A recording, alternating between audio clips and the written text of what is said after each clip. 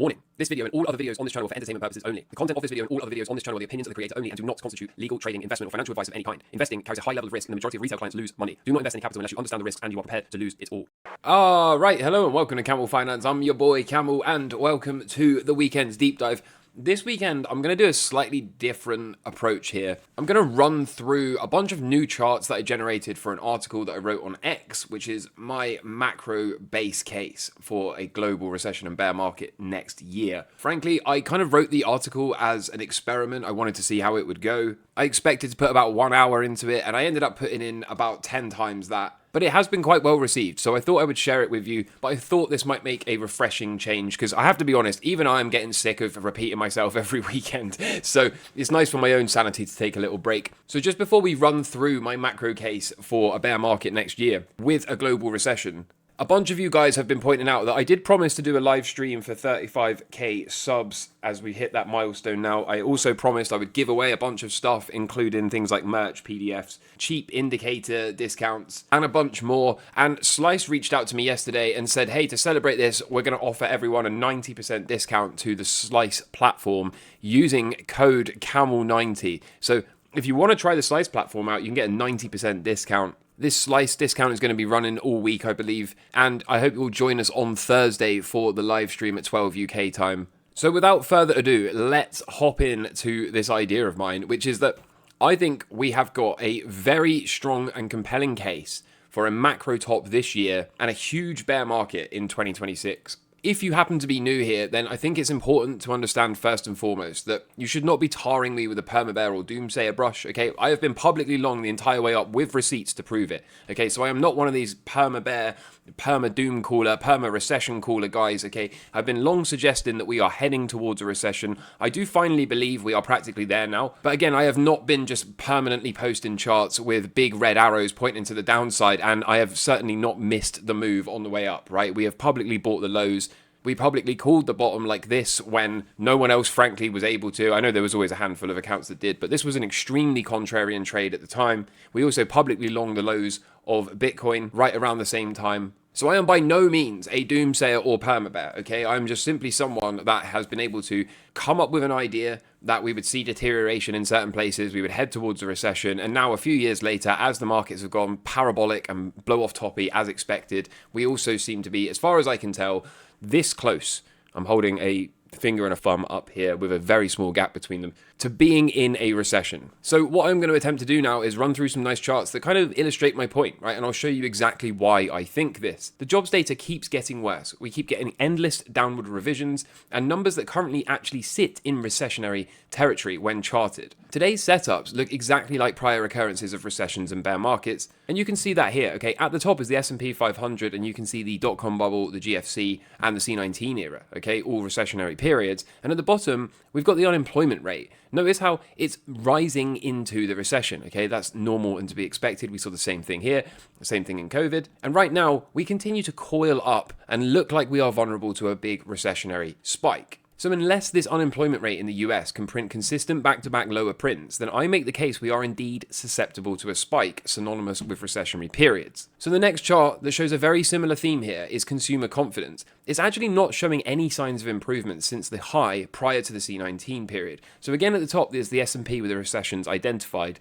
and at the bottom is consumer confidence. Notice how it declines through the recession, okay? Each and every occurrence sees the same decline, and at the hard right edge, it's difficult for me to look at this and say everything's fine. There is no recession risk. I don't feel that it is fair to conclude that there is no recession risk here and we are early stages of a bull market. Meanwhile, when we look at non-farm payroll, it shows the exact same thing, as you can see right here, declining into recessionary periods, and at the hard right edge, this thing has been declining since 2021. So again, I ask the question, how do we look at this and say everything's fine, there is zero recession risk? I don't think it's fair to say so. And a lot of people seem to want to say recession risks are nominal. To me, however, this does seem silly. The jobs data shows we're already in a recession, and this is supported by manufacturing data as well, which is also recessionary. So now we're going to take a look at a few manufacturing charts. You can see that job openings has been declining since 2022. Again, look at the hard right edge here.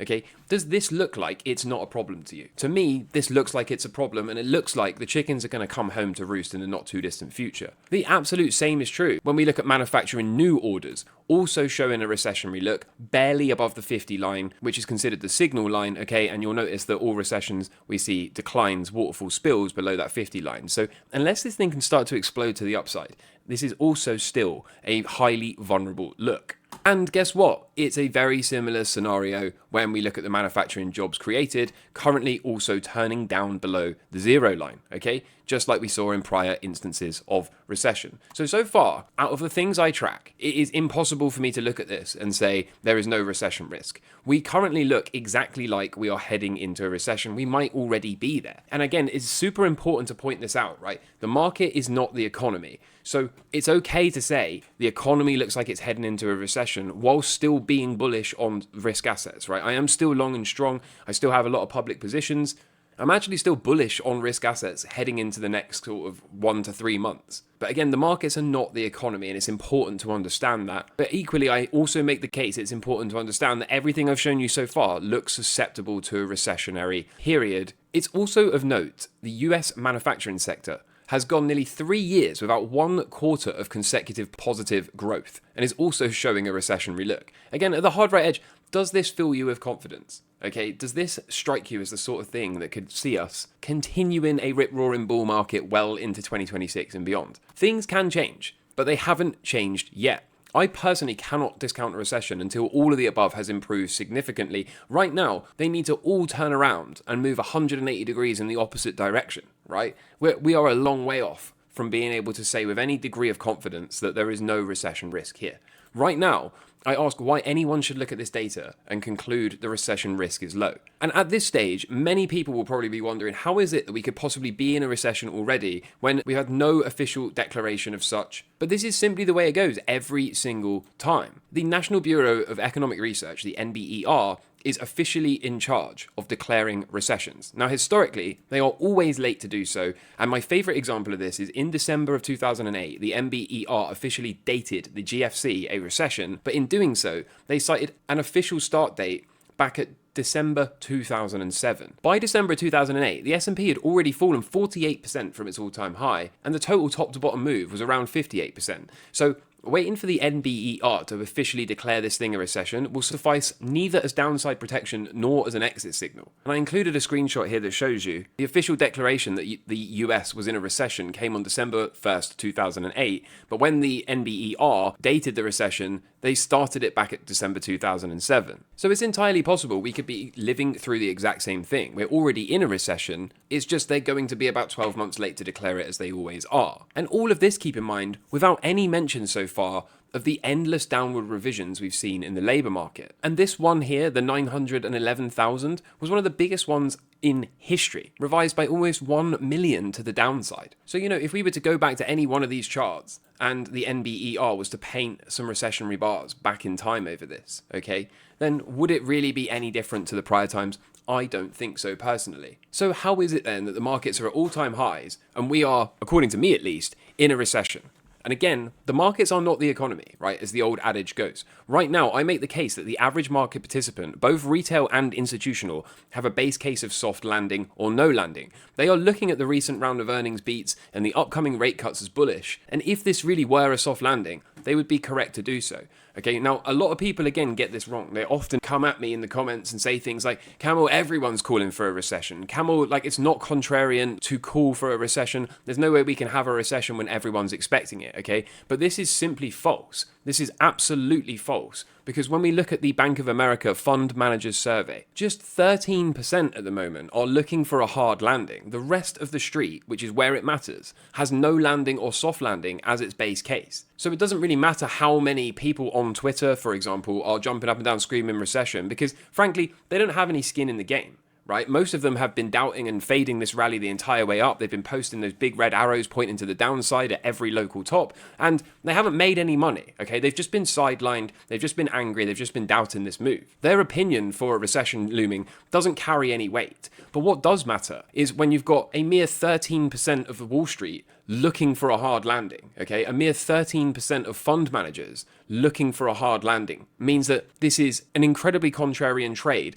And if a recession and hard landing were to show up, let's say next year, the majority of market participants would be blindsided by this, which is exactly the type of conditions you would expect a recession to sneak up on everyone in. And of course, as a result of the majority expecting a soft landing or no landing, institutions are all in on stocks, right? They've got record low quantities of cash. And when it comes to cutting these rates, as I often say, it's the context that is key. Cutting rates into normalization, which is inflation returning to normal in a soft landing, i.e. no recession, is indeed bullish. But if these rate cuts are into a slowdown and a recession, a hard landing, then that is bearish for risk assets. And we can see that here, wherein cuts into normalization yield good things for the stock market walking forward. Okay, but it's the complete inverse that is true for cuts into a slowdown and a recession. And so we've already started to cut the rates, which means the countdown timer has begun. If these are recessionary cuts, we can tolerate another 1 or 2, right? We can tolerate another 1 to 2 months before we start to actually turn down aggressively in the stock market. And we know that more cuts are coming, okay, because we can see that in the bond market futures pricing this in. We can see the chart of truth, the 10-year yield, selling off heavily.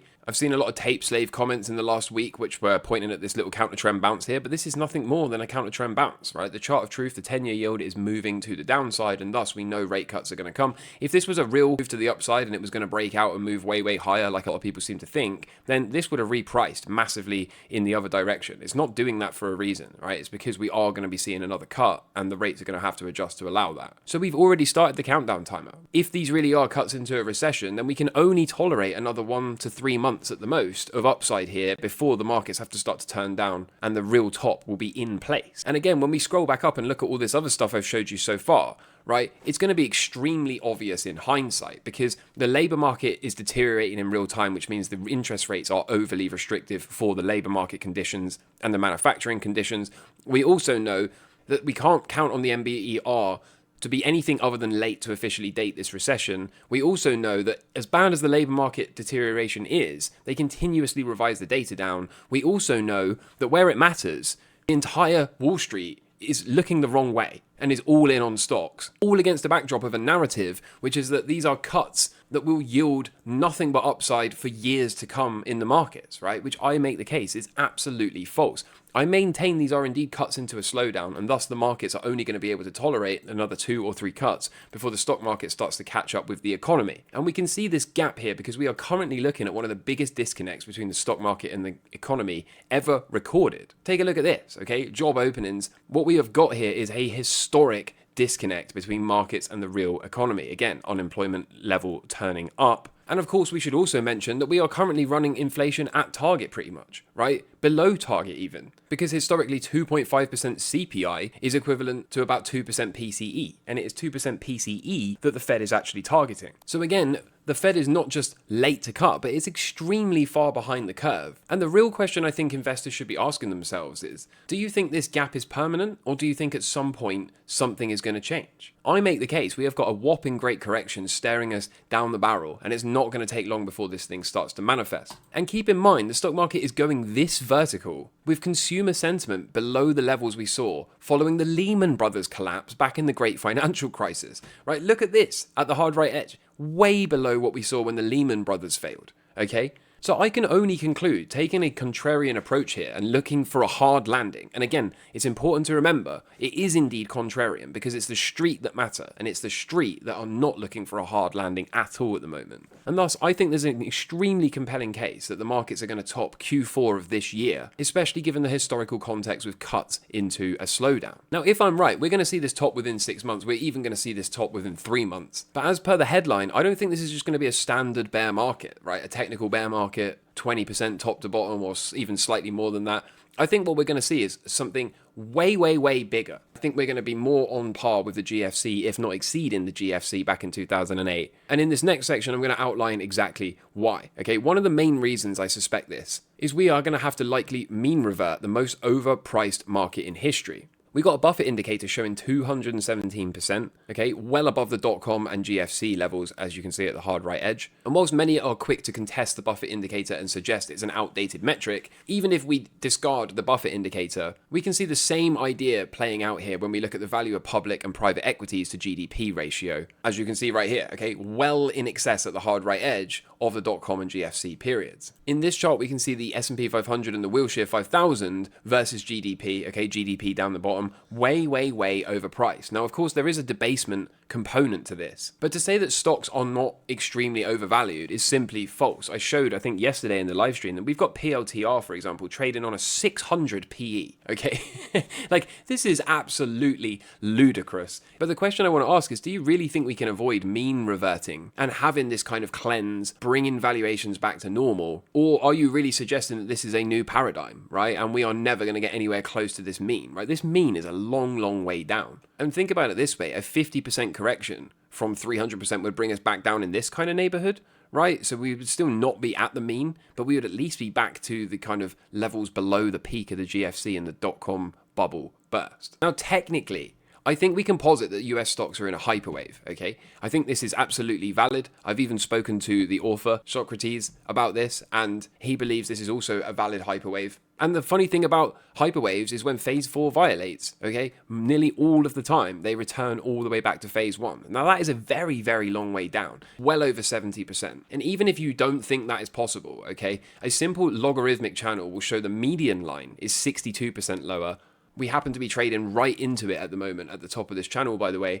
And the bottom of this channel is 86% to the downside. Now, this is nothing more than a technical idea. But I do think if we were to overthrow this channel, then heading for the median line wouldn't surprise me, to be completely honest with you. And doing so would only really bring stock valuations back down to a reasonable level. They would kind of still be expensive, if we're completely honest with ourselves. So then the big question becomes timing, and timing is always pretty difficult, right? It's always difficult to time the top. Lows are much easier to time. But as a cycle trader, okay, I think my timing is better than most. And I'm actually expecting the top this year, not just for the reasons I've outlined, okay, but also technically because we have got to head for some 4-year cycle lows in 2026, and my current count for the S&P 500 is running an inversion out of 2022, which tells us that we have used up about 3/4 of this 4-year cycle. We've used up 3 years of upside. So it only makes sense to me to start looking for a top in the next 6 months, probably less than that, as I said earlier, probably within the next 3 months, and then that would give us about a 12-month decline into that 4-year cycle low window. And this also happens to be synced up perfectly with Bitcoin's 4-year cycle, which again is due a 4-year cycle low right around the same time, in late 2026. And on top of that, gold has got an 8-year cycle, which is often broken up by a 4-year cycle low. And that happens to be synced up with, you guessed it, Bitcoin's and the S&P 500 cycle low. So I think given that gold has been in a parabolic move to the upside, I see no reason why we can't get a whopping great correction into this 4-year cycle low, sync up a major bottom with everything, right? Because in crashes, correlations tend to 1. It doesn't matter how good of a quality the asset is. People will be forced to generate liquidity any which way they can, and that includes selling things they don't want to sell, right? Like gold or like Bitcoin or whatever. All of this kind of lines up as well, right? It's in the charts to see something happen late 2026 to catalyze upside here. And to me, that's going to be the bazooka of money, right? That's going to be the next round of QE late 2026. So far, it looks extremely compelling, at least from my perspective, to start to look for a top in the next few months. And in addition, all of this is occurring on an inverted yield curve. Not only was it record inverted, but it was inverted for a record amount of time too. It's one of the deepest inversions on record, and it's also one of the longest inversions on record. And again, if you go back and screen times where we saw rate cuts, and look at what happened to the stock market, okay? The stock market can sometimes rally if there cuts into a soft landing, as we said earlier on. But what you'll notice is when these are cuts into a soft landing and the stock market rallies, it does not occur on an inverted yield curve. Every time we get rate cuts and recessions and stock markets selling off aggressively, what we also get is an inverted yield curve that eventually reverts back above zero and then accelerates to the upside, okay? And at the hard right edge, this is what we've got, which is another piece of evidence, as far as I'm concerned, that these are indeed cuts into a slowdown, and therefore these cuts are not long-term bullish for risk. So I like to use these yield curves as alarm signals, okay, when this thing starts to really sweep to the upside in combination with risk assets losing critical support levels, I take that as a confirmation signal that the top is really in. And it's a very similar concept that I use that applies to the high yield credit spreads. A breakout here reflects financially stressed conditions. We did get a fake breakout during the tariff tantrum, but this next breakout I posit will be for real. I think this will be the signal when combined with the stock market and Bitcoin et al. Topping for their 4-year cycles and heading for their 4-year cycle lows. And if all of that occurs against the high yield credit spreads breaking out, then I will be interpreting this as a confirmation signal that the top is really in. So I'm a chart guy, okay? And as far as I'm concerned, this is in the charts. I see an extremely compelling case for a major top this year and a very large bear market decline into those major yearly cycle lows late 2026. By the time we reach those major yearly cycle lows, I expect rates to be at or near zero and for a late and reluctant Fed to start outright QE and balance sheet expansion. So that's the macro call dealt with, okay? What does that mean in the more short term? What does that mean over the next few months? Well, again, the chart of truth I expect to reject a resistance. Maybe it has a false breakout here, but ultimately this thing's going to roll over and move lower, okay? And it doesn't matter what you think or say or do, because just tell that to the bond market, right? Until this changes, the bond market has set the rates and there's nothing anyone can do about it. There's nothing anyone can say about it. No one's opinions mean anything, okay? It's just if the rates continue lower, then that's it. There's going to be continuation of cuts. If there's continuation of cuts, then these are likely into a slowdown, as I've already shown you. And thus, the countdown timer for the tops has already started ticking away. Gold continues to be in this final blow off top moment. So it's a case of just staying long and strong for a couple months longer, and then it will be time to sell some major breakdowns. We've been capturing this move in the level 3 member section via the miners. They're not showing any sign of breaking down yet, as you can see. There's a bunch of individual mining stocks as well, like Newmont, which continue to push in forth angles. But obviously, this is not sustainable for much longer, okay? Yes, they can cover a lot of ground quickly, but I think we're getting to the point where it's only reasonable to expect breakdowns soon, and those breakdowns for me will be exit the market signals. The stocks should in theory have topped now and be on their way to a daily and a weekly cycle, but given how blow off toppy they are, I don't necessarily think we're going to have to come all the way down where my yellow squiggle has shown us. Either way, there should be a tradable swing low in the not too distant future, and then I expect to just go pretty much vertical into the end of the year. The more vertical we go, the more convinced I will be that this whole idea of mine is correct, that we will get a spectacular near vertical trendline breakdown. It will be combined with the yield curve accelerating, with the high yield credit spreads breaking out, as I showed you earlier, and then all of this will be very obvious in hindsight, at least from my perspective. Last but not least, we've been working with this whole Bitcoin idea, which is that we get a weekly cycle low and we double off the lows. This time around, we didn't get a double, okay? We got instead about a 70% move, and so I grabbed these boxes at the edge and squeezed them all down a bit, and we end up with this adjusted count, which everything from here to the left hand side ends up being the same, and we just squish the rest of it down. It looks to me like it could well have bottomed here and be ready to start that final leg to the upside, where I believe a lot of people will be wrong-footed in not selling here. I think a lot of people are going to be looking for extended cycles, Q1, Q2 tops, and I just don't want to bet on that at this moment in time. When we zoom in at the moment, we have got the current daily cycle low still holding, right? This looks like it is susceptible to a new lower low, but so far it could just be the half cycle low. We've also been pointing out this week that the camel indicator thinks there is underlying momentum in this move, okay, that we can't actually see, which is why it has picked a potential weekly cycle low here. Now, I know this caused some confusion because not everyone has the indicator and therefore not everyone knows how it works, but this can move at the moment, okay? It's not confirmed until we get a trend line break. So it picks the daily cycle low in real time, and we weren't actually expecting it to pick a weekly cycle low until the next daily cycle, or perhaps even an inversion after that. But one thing we have learned over doing this for a long time is when it flashes something like that, it usually knows something that we don't, right? It usually turns out to be correct, and so I don't second guess it. So that's why this suddenly became a very exciting moment in time here, because whilst the price action, at least to me, looks like it is working on a new lower low coming, and that would make total and logical sense, the fact the camel indicator has picked a potential weekly cycle low pivot here, not just the daily, says to me that maybe this thing is about to stage a trap and a reversal and break out. And if it does, then that will cement this is indeed a correct call, and this is indeed a weekly cycle as well as the daily cycle. If, however, the underlying momentum is not there, which I would have said it isn't, the only thing that makes me think it is because this has picked a weekly cycle low as well. But if the momentum is not there, then we do get a new lower low, then it will just shift that to grab the lowest low in accordance with the rules of cycle theory, and we'll be going from there. So ultimately, I don't think it makes a big deal of difference. I do wonder, though, if what we have managed to do is trick the majority of market participants into looking for one final lower low here, but we're actually not going to get it, and only the Camel Crew and the Indicator Crew are going to have been able to detect that. I do wonder if that's what's coming. I'm open to both. Again, nothing is confirmed until we get a trend line break here, but one thing I do know is we are extremely close now to getting a turn and a reversal. Whether we've got to go slightly lower first or whether we're just going to stage a big kind of Monday green candle from here, I don't think it really matters. I think Bitcoin's going to continue to do Bitcoin things and continue to move way, way, way higher. So I'm your boy Camel. I hope you enjoyed that. I hope that was a little bit different, a little bit more refreshing than the usual deep dive. We'll be back to the normal structure as of the next weekend's deep dive video. If you're a level 3 member, look out for the members only video for you guys. If you made it this far, please do come and join us for the 35k subs party, and we'll give away a bunch of stuff. And of course, if you want to try the Slice Crew out, then use the 90% discount code for that. Otherwise, I'm your boy Camel. Have a fantastic weekend. Until next time, all the best from me. Cheers. Bye. Camel Finance, he's the man to see. Rocking the markets with his contrarian spree. Trades like a pro, no fear, no shame. Sticking to his guns in his money game. He's a badass, oh yes indeed. Camel